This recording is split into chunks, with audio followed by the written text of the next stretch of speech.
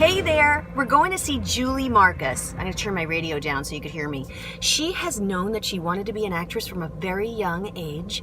She is adept at stand-up comedy, on camera, acting, amongst other things, producing shows. She's lived in New York. She's now here in Los Angeles. She is a great voiceover actress. Let's go see what Julie's up to.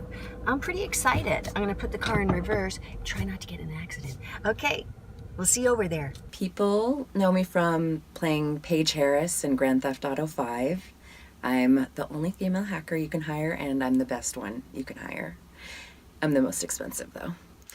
And they also know me from the How to Train Your Dragon DreamWorks TV series, where I played Roughnet in season 1 for Dragons Riders of Berk.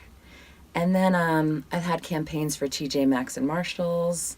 And I used to be the voice on JetBlue, where it said, "If you need a snack, just ask. A friendly JetBlue crew member will be happy to help. The show will begin momentarily." For voiceover people starting out today, I think that there are so many resources, like voiceoveruniverse.com. Whenever people ask me how to get started, I'm like, look on there. It's the answer to all of your questions.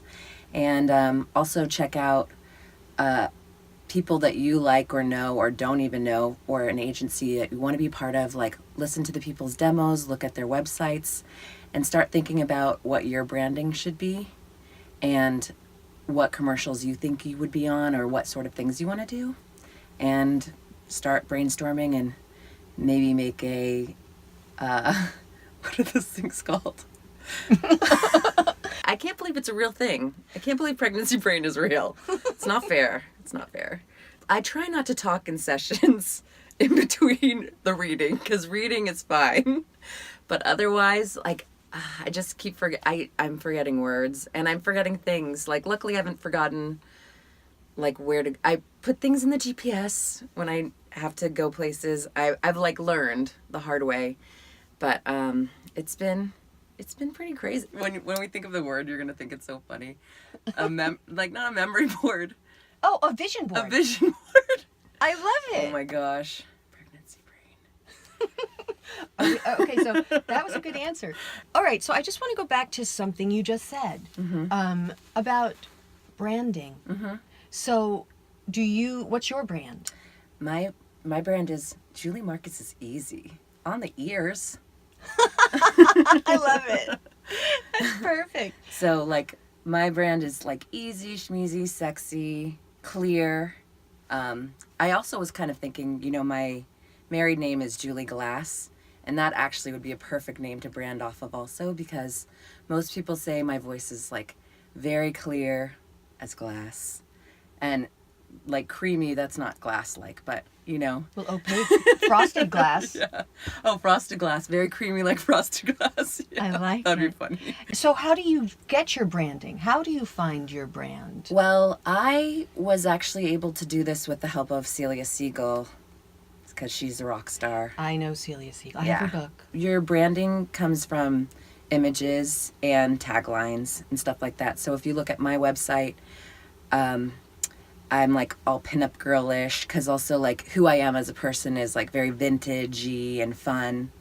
And so like that's what I wanted my brand to reflect as well, Something I've learned is you can come up with like everything that anyone's ever said about you. Also everything you think about yourself. Also like what are you attracted to? Even just the colors, because that kind of says like who you are. I do really like purple, and I do feel very royal.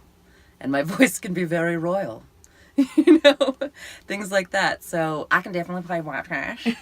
But I think what's easier for me is to play someone super snobby, and my voice can like lend itself to something snobby too. And I'm not snobby, but there's definitely tendencies in me that are snobby. So, that's all part of figuring out. Branding is really who you are, but also how people see you. What are your long-term plans to kick your career to the next level?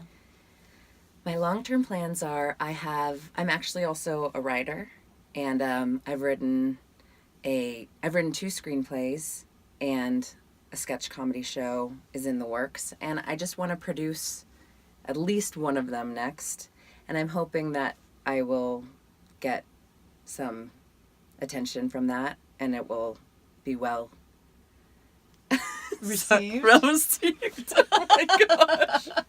This is so unfair. You're doing It will be well received.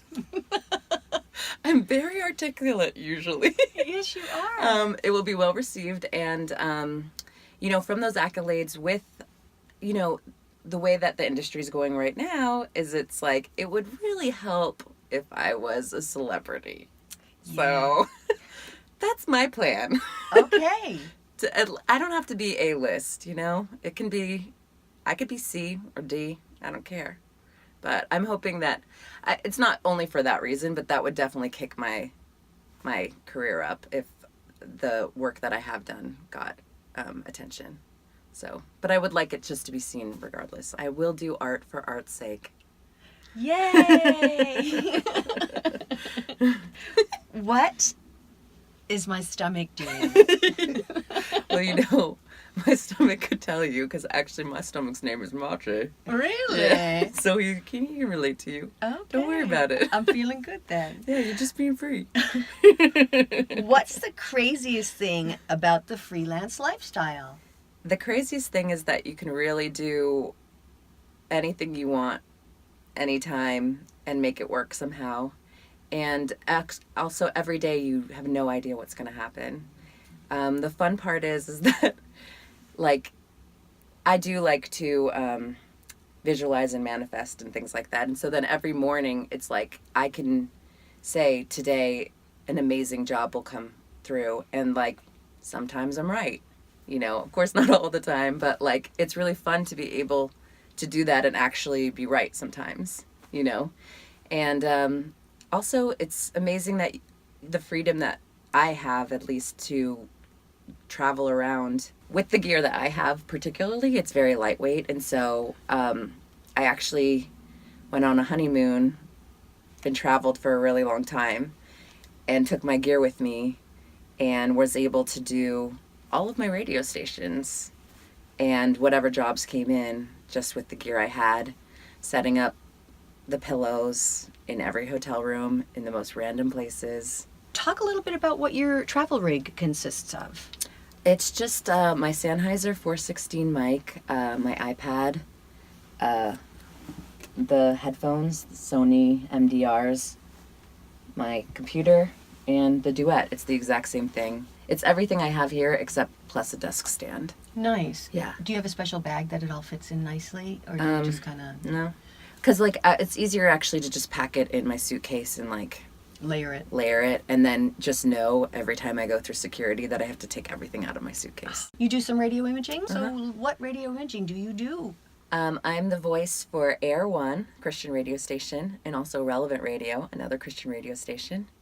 And I'm Jewish. And non-practicing. No. And I always have to look up when it says FR. I'm like, Friar? And they're like, no, Father.